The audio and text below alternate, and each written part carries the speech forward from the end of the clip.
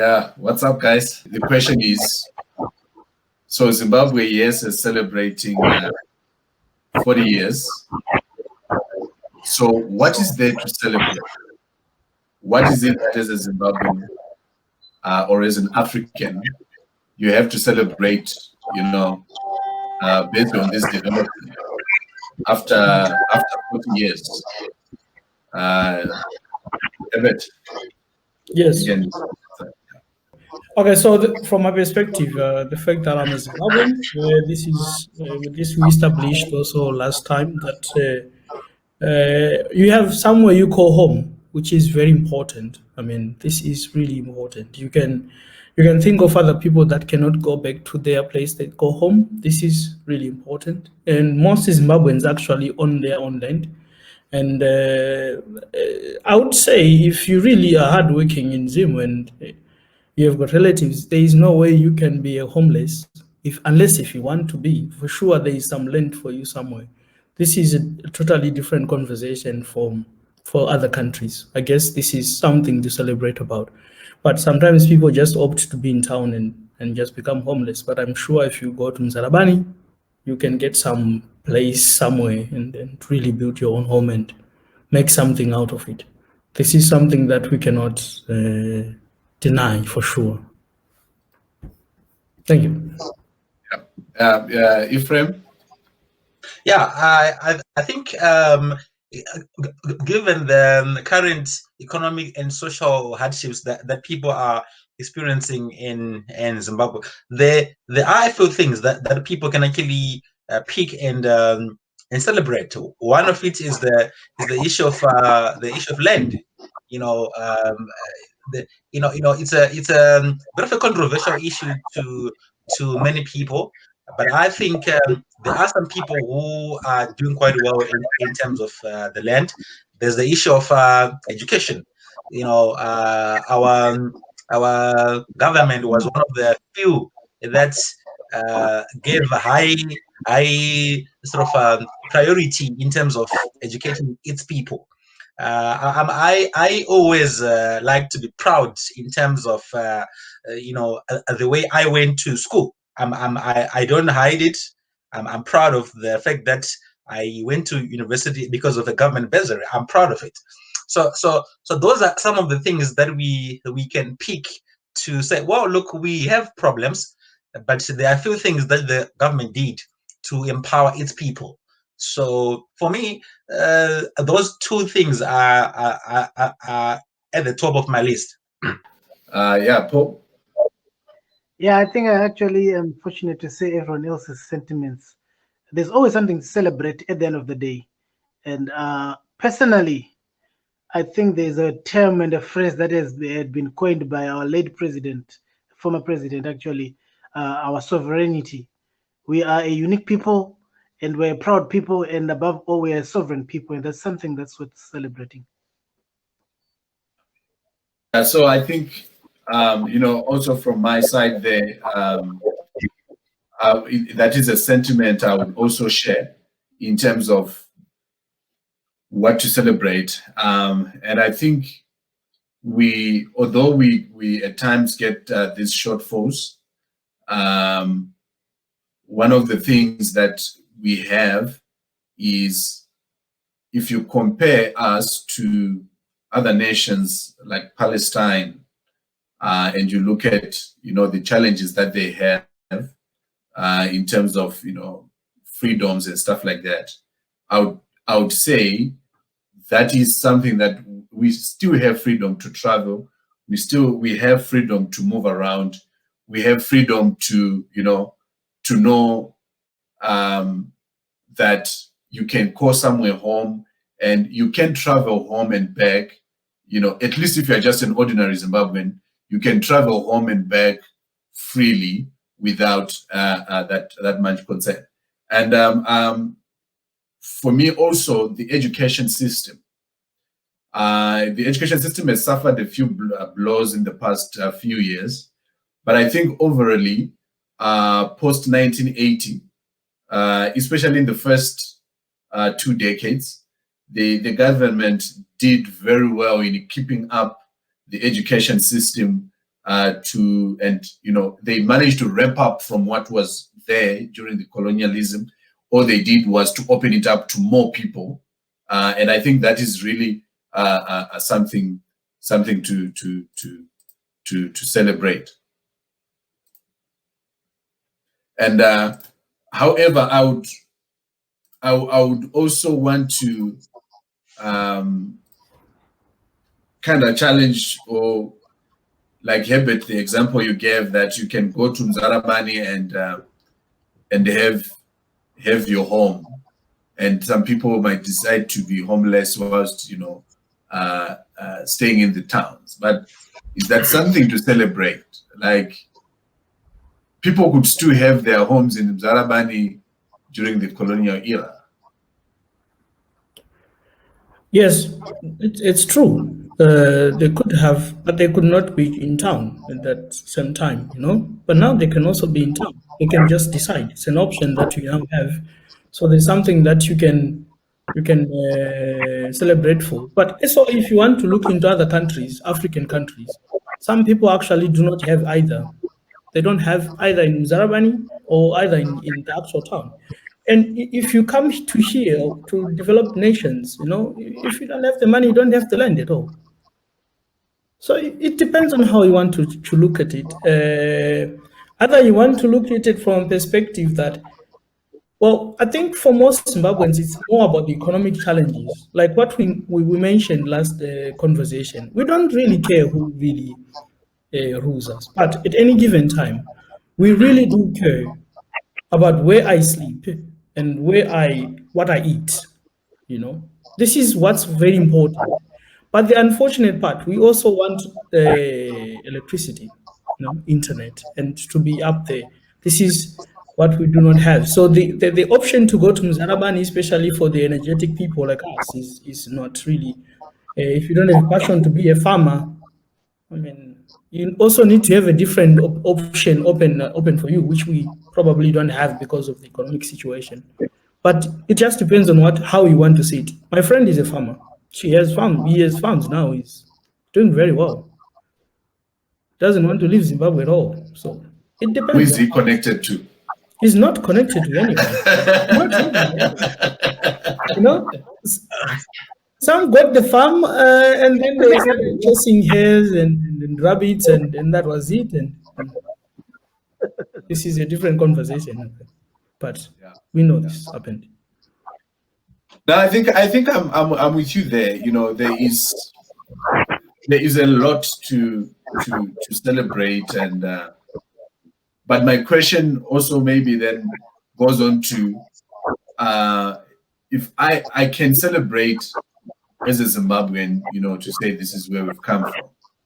But as a Zimbabwean, when you are out of Zimbabwe, are you proud to celebrate being Zimbabwean? Well, look, man, it depends. It depends with the kind of discussion that you'll be having at that particular point in time. But when it comes to to generally being a Zimbabwean in terms of in terms of economic situation that we are currently living in, the social issues around our country, issues of human rights, issues of political rights, issues of people being able to stand for themselves. We tend to. It's hard to be proud to be Zimbabwean when it comes to those areas. Why? We are looked as a people that can't stand for themselves.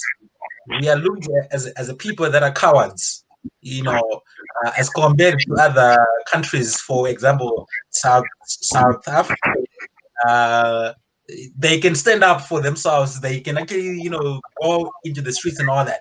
But we are looked as a people that are cowards, people who can't stand for themselves. So in many instances, it's very hard to openly stand up and say, I am a Zimbabwean. It's very tough to openly and proudly claim to be a proud Zimbabwean. but personally, I'm proud. I think home is best. I'm proud, despite the challenges we are facing. I'm a proud Zimbabwean wherever I go. Yeah, Paul, you were saying? Yes, I'm surrounded by proud people, which is a good thing. And like everybody else is saying, you always find something to be proud of. In the worst situation, if you're talking about home, home is always best. You can have your in-house fights and all those other funny things that come with family feuds.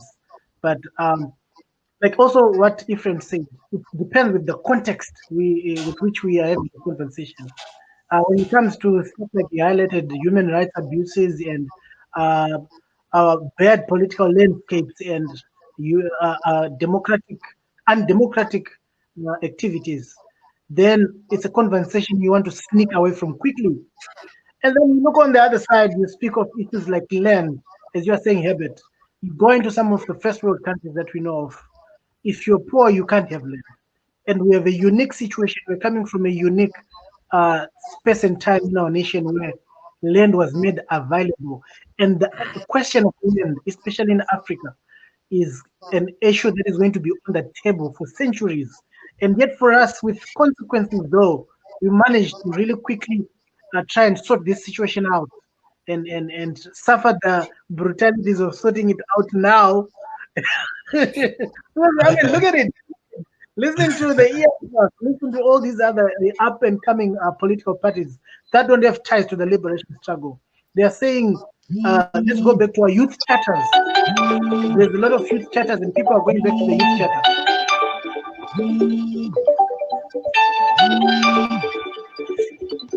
Yeah. So I think ultimately, yeah, you can go ahead, Paul. Yeah. So yeah, it's a time where you have to choose the conversation you're part of to determine whether you're going to be proud or not. But above all, I was saying we have young democracies and young political parties actually that are coming up with ideas that are saying, what are we? Who are we really as a people here in Africa? And the things we managed to achieve in less than a decade with the land reform program and all that is going to take most African nations centuries to resolve. So if I can just come to that. So are we saying the land reform program is one of the things we are proud about being Zimbabwean? Well, for me, certainly, I would say that. I would argue how it was implemented, but for sure, I would really, I mean, if you come here, you are a second-class citizen. If you go to South Africa, you still remain a second-class citizen. If you are in Zimbabwe, you should be a first-class citizen. You are a Zimbabwean. You should own the land. There was just, I think, news 2 days ago, one day, they were talking about that in 1980 or something like that, or that post that time in South Africa, you'd find 8 out of 10 waiters were South Africans. But during this time before Corona, it was the opposite. Now they're trying to change this because the first thing that needs to happen for South Africans is South Africans first. This is in South Africa, they should be like that. The same has to apply to us. Zimbabwe is for Zimbabweans. Yes, we might mismanage. It's okay. I mean, don't complain about how I'm using my car. It's mine. Okay. Yes, we have our own faults, but at least I have somewhere that I call home. This is very important than anything else. On how we are failing to use it, it's a different conversation. But let's have it first. Then we talk about something else at a different scale, because we can never progress on anything. If you want to know why it's a heated conversation, it's the people that had it knew that it's a very precious gift. But the people that do not have it or that have it now, they still do not understand, because as long as we change our mind, we'll see how important this is, because we need it. That's where we get our food from. Everything imported here is from Africa, you know? So they grow the food, they import it here, and then when they import it, they still get the money, but we still do have to do the dirty work. I mean, sure, I mean. Yeah, Ephraim, you say? look, I'm proud, when it comes to land. I'm not, I have no bad feelings about that.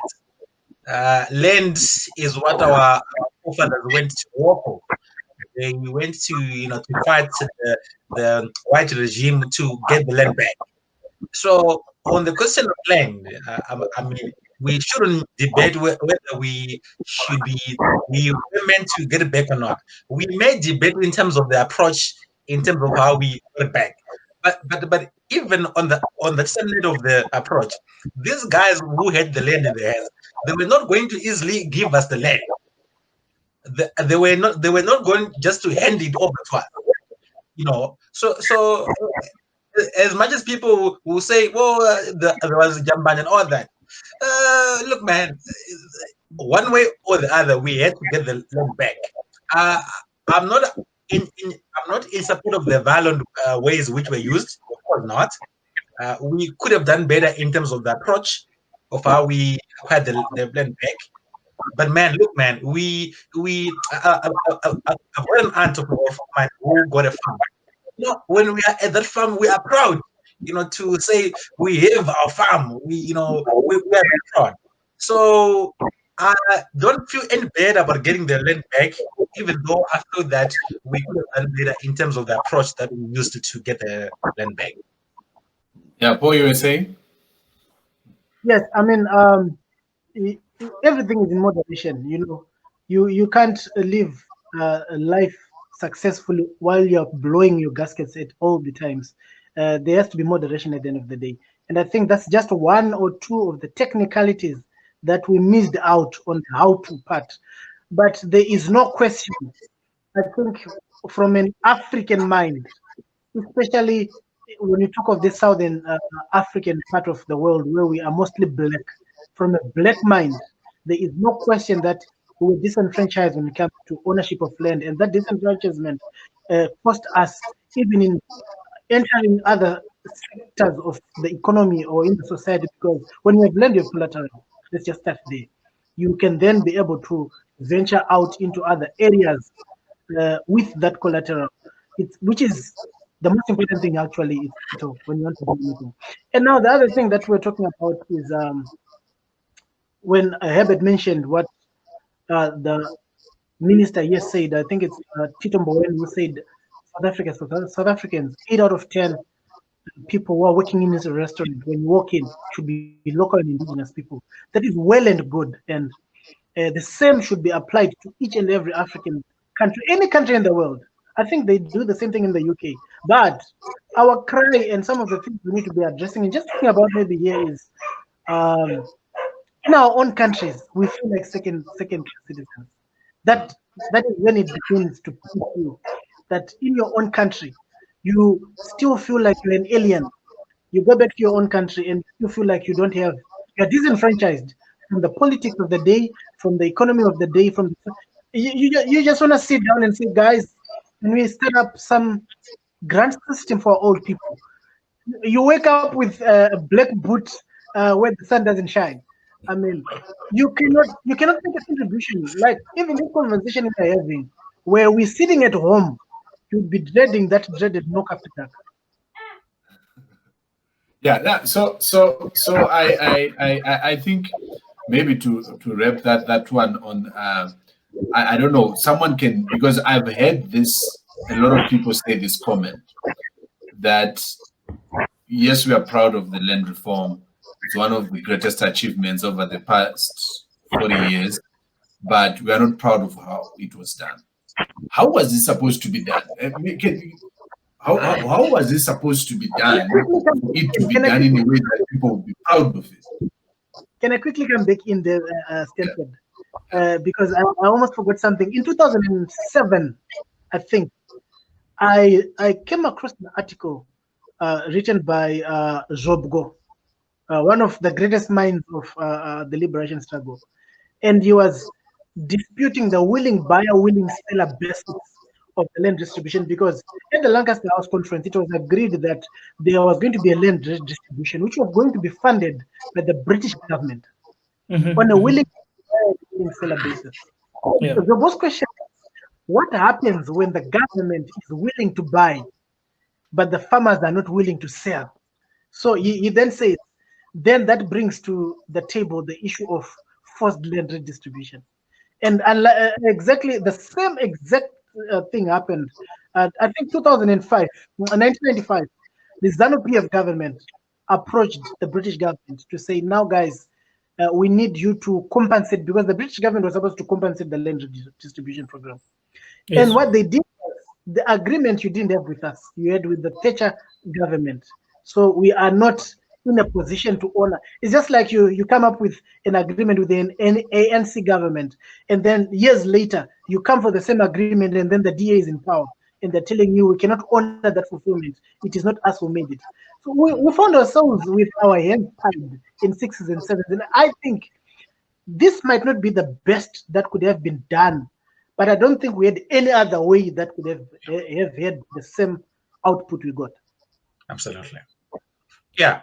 I do agree with you there.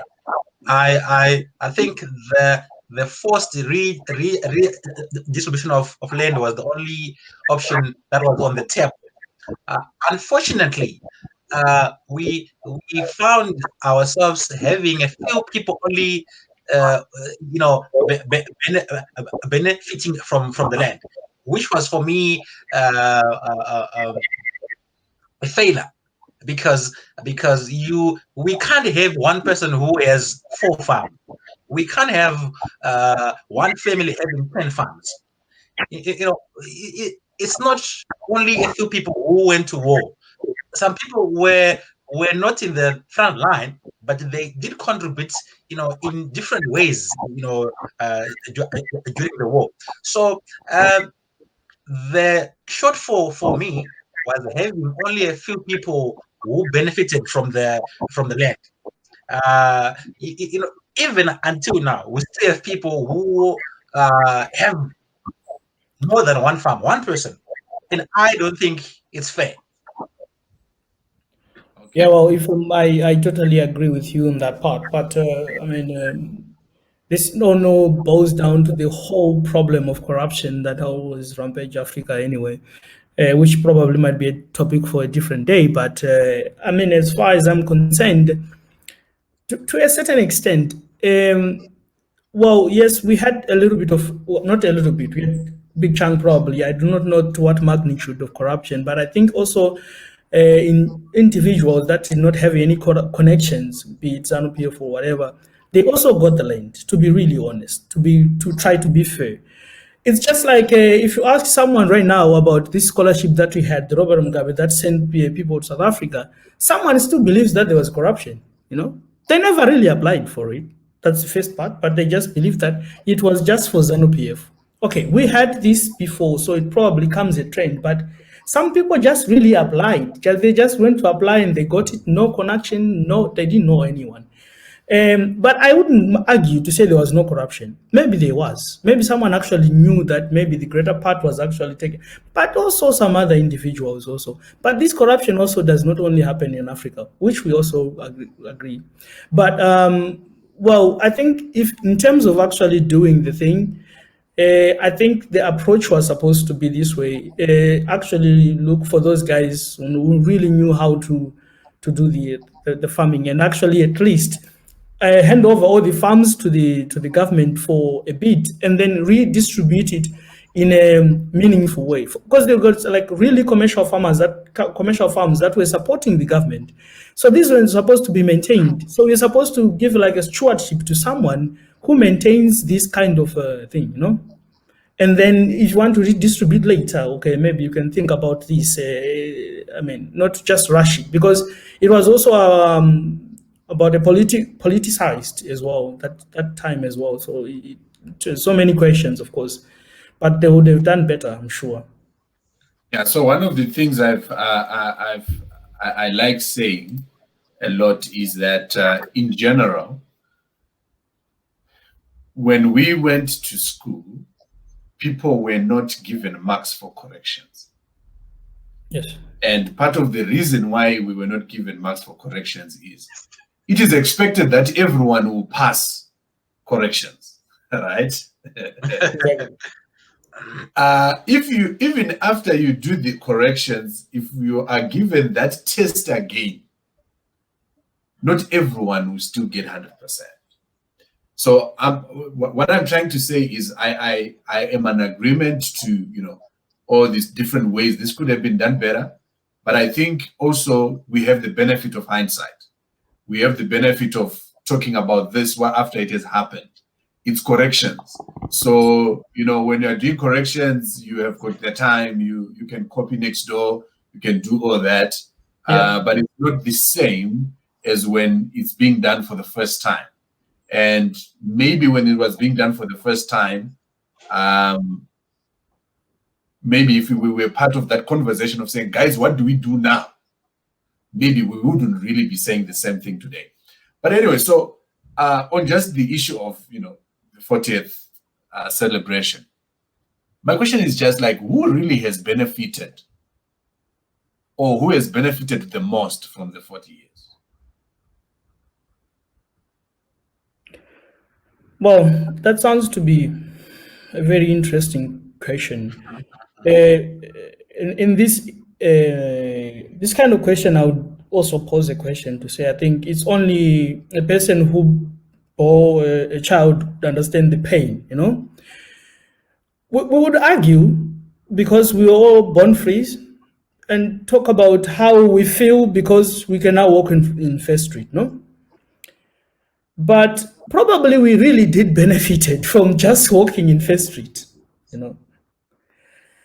If you really want to see the intensity of it, just feel when they say, I think you've passed through the airport where they say European citizens and all the rest, the rest. That's when you really feel that even if you are free to walk, but you really feel some type of way. Just that. By just doing that, I mean, for sure, it's economical. But on that one, on your earlier example, do I need to thank my father and my mother for giving birth to me? No. Can I say I've benefited from them giving birth to me because they did what was their cause, what they were supposed to do at that stage, right? I was born way much later after this 1980. So Exactly. what I have benefited, I can only talk about from when I was born. Which is true. So that is the benefit that I'm talking about. That afterwards, right? Because you have people that lived both, So these people can really make you understand that sometimes, yes, we want the economic freedom and all these things that we really yearn to be Zimbabweans, because these are the things that we do not have right now. But maybe for them, it's just that one thing, that they could just not do. But all the satisfaction came that, wow, I can just walk and nobody asks for a pass. I'm with you. Where my challenge is with that point is the point that is used even in electioneering to say, we freed you, we made you walk in the. Economically, we cannot talk about that. So that's why I'm saying I was born post that era. When I talk about what I've benefited being born in an independent country, I am comparing myself to the guy next door who was also born in an independent country. Paul, you were saying you wanted to say something. Oh, I bumped into something, I think, on Instagram. Is this guy who was saying that after you finished your university studies, when you get your first paycheck, you need to go and get tested with your parents in case you start taking care of wrong parents. I mean, it just augurs with what you're saying, Sten, when you're talking about we don't have to be told that we owe this much. Our mothers changing our diapers, our daddies working in the factories. This is something that comes naturally to a person to honor someone who has done something. There's a point in our situation in Zim where there was a level of honor from the statesmen to the liberators. I remember in the late 90s, guys like Rex Nongo, the famous Njuru. Those guys still a little bit of reverence from the people because they knew when to step back. You don't speak in Exactly. circles of criticism mostly about those people. They knew what they did, and it was enough for them to say, okay, we don't have to come and knock on your door each and every day to remind you, even through mass propaganda, that we fought for you. We fought for We yes, I agree. We appreciate what everybody else did. We even appreciate the cowards who ran. Everybody had to play a part. Some Their people were own. hiding, some were running, and some were facing the hit head on. But where we are now, we will not move forward if we stay on just clapping hands every day for the guys who did something 40 years ago. This is now a legacy. A legacy is something that you're not a part of. A legacy is something that you leave us to choose how it functions, what it means to us. We interpret it with poetry and art. We interpret it with songs and all these other things to honor what you've done. We don't honor you and your legacy because after these 4 decades that we've moved now, we cannot say we're still honoring you by voting you into office. That doesn't make sense. Yeah. You know, there are many people who get to say a number of things with regards to that. One of the things that I get to hear people say is that you know, these people who claim to have freed us from the hands of the colonial masters, they didn't only free us; they freed us from one hand, and then they took us in their hands. You know, so it's debatable, but I think to a mere man who is walking in the street, that's a general feeling that yes, you went to war and you freed us, but you freed us to then you put us then into another new sort of form of colonial, you know, which is so now we are no longer in the hands of The white. the whites. We are now in the hands of our own brothers, our own fathers. We are now in Animal the hands farm. The animal farm. Yes. So, yeah, that's the challenge. So I don't think I've always, you know, I'm very strongly, you know, on this point that you can't help me to always then come to me and knock on my door and say because I helped you, so you must always come and account to me because I helped you. Yes, guys. I totally agree with you, but I think you took my point from out of context. I'm not saying that you should vote for these or say whatever. No, I'm saying that sometimes there are these things that they are there in the air. The ability, the fundamental ability for you just being a Zimbabwean, and the one that I mentioned earlier on, because, well, when you have to deal with someone from Iraq, Pakistan, no, okay, Pakistan might be a little bit safer, or Syria, they do not have to go back home. They can't go back home because there is no home. No, this whole fundamental thing that you just now you can decide after lockdown, I'm going home, and you can literally go home. Think of a person who is always in no, Thailand. but So Herbert, this is what we are proud of.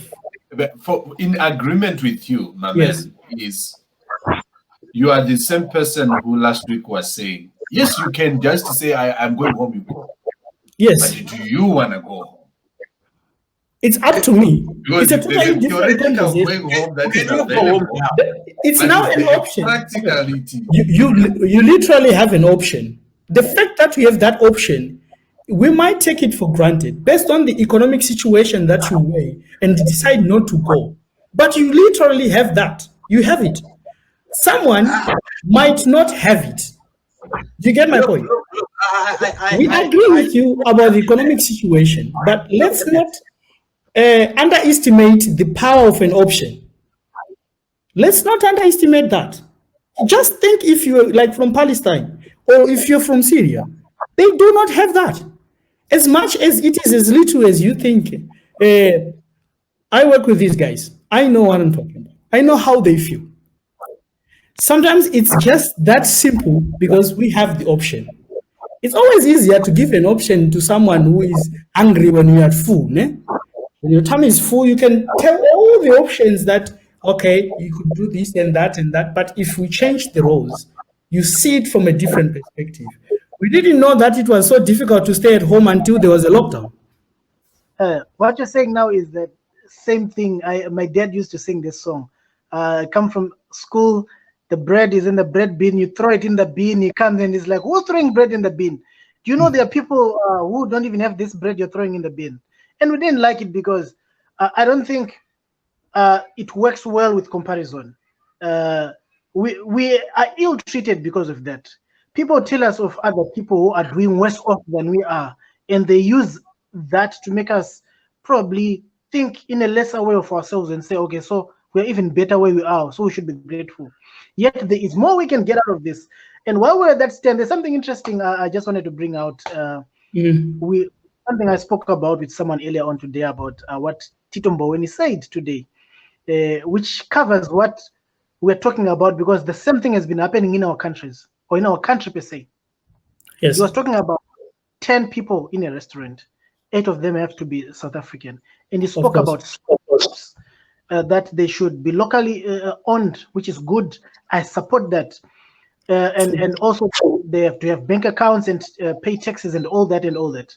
Well and good.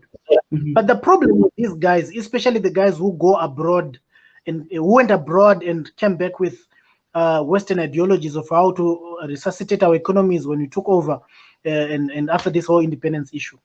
Yeah. We have got economic saboteurs in our midst, in the sense that they know how first world economies function,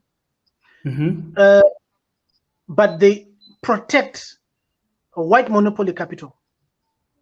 What I would have hoped you would say is, say, let's involve our people in business. Let's involve our people in things that make a real sense. We are talking of people as Africans being told that, let's go back to work. Let's go back and fill that workforce. And the type of jobs he mentioned, he speaks of the lowest of the jobs that people really I remember in my day and time at home, people didn't want to work in restaurants. These jobs were set for lack of a better example, Malawian people. I remember that time where I know a person who worked in a restaurant before and he was not a Zimbabwean. These are things we didn't want to be. When you're a Zimbabwean, you thought, I want to be a teacher, I want to be a medical doctor, I want to do business if you wanted. Not the small thinking that we are being forced into. We're being forced into a narrow system, in the narrow tunnel that has got no real economic emancipation. And the people who are showing us that road, they know the truth. They know that there is a level of prosperity that is generational that comes when you own land. So they avoid this land compensation and show us the evils that come with land redistribution. They avoid compensation that comes with banks offering small businesses capital and loans. They show you the risks from a capitalistic perspective of how the country can go down. They show you about how the economies can be degraded and all these other negatives. Yet the truth of the matter is we've just got economic saboteurs who come in. They know when they say this, they get something out of it, they get good comments, but they still loot and get their way out of it. So I started listening to an EFF manifesto a bit there, but look, I am in full agreement to that, and personally, right, from what I've gone through and seen, that is the problem that I have. That yes, appreciate independence, right? And I continuously use this example. If my father and my mother were saying, you know how that song, almost like what Japo said, used to irritate us. Do you know we used to walk to school 20 kilometers on foot, right? And I'm putting food on the table for you. And you are complaining about going to school without a new trousers. but you still have a trouser. Come on. I'm not, you did your part. We benefited from that part. That was the starting point. When I talk about what I've benefited from growing up in this family, I don't compare that. No, my father was walking 20 kilometers, but me, I'm walking 10 kilometers. No, I compare myself from saying, from when I was born, what are my peers exposed to? And that is my benchmark of saying, am I in a better situation or not? And the example that you are giving, someone, Paul, I can't remember who said it earlier, the same example, right? To say, you know, in the olden days, it was the opposite, you know. But the reality of the matter, if we were to really use that example, do really South Africans wish when they are sleeping at home that the best thing that they are wishing for is to become 8 out of 10 of the waiters in a restaurant? You know, and that's part of that conversation. And maybe as we wrap up, Ephraim, I know you've been aching to want to say something on this specific one. Yeah, look. I think some of the points I had were covered when Paul was talking, but I think what we need as a country or as a continent is to chart a new path. That's what we need right now. How do we move forward? You know, we can't continue in the same trajectory we have been in the past, you know, 20, 30, 40 years. We can't do that. We need to chart a new course in terms of our future. How do we create a new future for our children? How do we create a new future for our youth? So we need to create new leaders who are able to think future, who are able to to think in terms of creating a new path. We can't continue holding on the issue of the armed struggle. We can't do that. We can't continue singing the same song. We went to war. We went to war. And then what? We need to get out of that mode. We now need to enter into a new mode. How do we chart a new future? How do we create a new future for our children? And that's what I think. Where I'm sitting now, where I'm sitting now, I can't continue saying to my kid, look, I went to school with no shoes. I walked 12 kilometers. What I must be thinking now is, how do I create a future for my child so that he doesn't go through what I went through? How do I leave a legacy for my son so that when I'm gone, we continue to live a good life when I'm gone? I can't continue living the same old way of how I live. Yeah. So wait, Paul. I think Herbert would want to wrap up his point and then give his parting shot. Then we will come to you, Paul. Yeah. Well, the thing is, I totally agree with you what you were saying. I mean, my point is still the fact that for wherever you are right now, you have to stand at that point and say, okay, I am here because of ABC. But I cannot always be told entirely every day. That's not my point. You're not supposed to be always entirely told. But you should, like what we were saying, we appreciate the independence. This is what we are saying, like we benefited from it. We are the beneficiaries of it. Us talking about it, having the liberty of actually holding that passport, no matter how much it can be very difficult to travel with it, at least you have it, because you think on another way, we might not want to compare with the lesser people that are not really in that position, but the fact that you are a Zimbabwean and you have certain things and options that you have, no matter how limited they are. Because right now, the only thing that when you talk about the struggle and everything and the future, it's all about economic. It's not really about the liberty that you have, no matter how entrenched it can be. And sometimes even in these developed nations, might not be as free as we thought, and people they might not really understand what's going on. There are lot of poor people that in these developed nations, they don't really know as much as we know. They don't expose that. So sometimes, yes, it can be really challenging in our own aspect. But if you get a little bit of exposure, you can see in a different way, with a different eye, and see and say, I am going to make a better future. I don't want to be reminded of what happened. We won the war, we are at liberty, but now I use this advantage of saying I'm a Zimbabwean. I have the liberty to do this, but I'm choosing not to be there, and I'm going to be there. That choice, as much as you take it for granted, let's just take it out. You really see how difficult it can be when you really do not have, all you are going to be your whole entire time is going to be a second-class citizen. At least if you go there, I mean, for now, it's our own fault as Zimbabweans as a whole that we do not have this option of being a first class in any country. Okay. It's a different conversation. But at least we have a choice. This choice is very vital for me, I guess.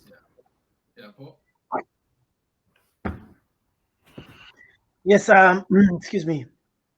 The human psychic is a very funny phenomenon. I was saying to my daughter the other day, I used to walk to school, and she was like, "Okay, come can on. I also walk?" Come on, you can. Yeah, come on. You see, these are the people that were that disagreement with their point. They were doing the same. What was funny for me was like she volunteered to want to walk to school.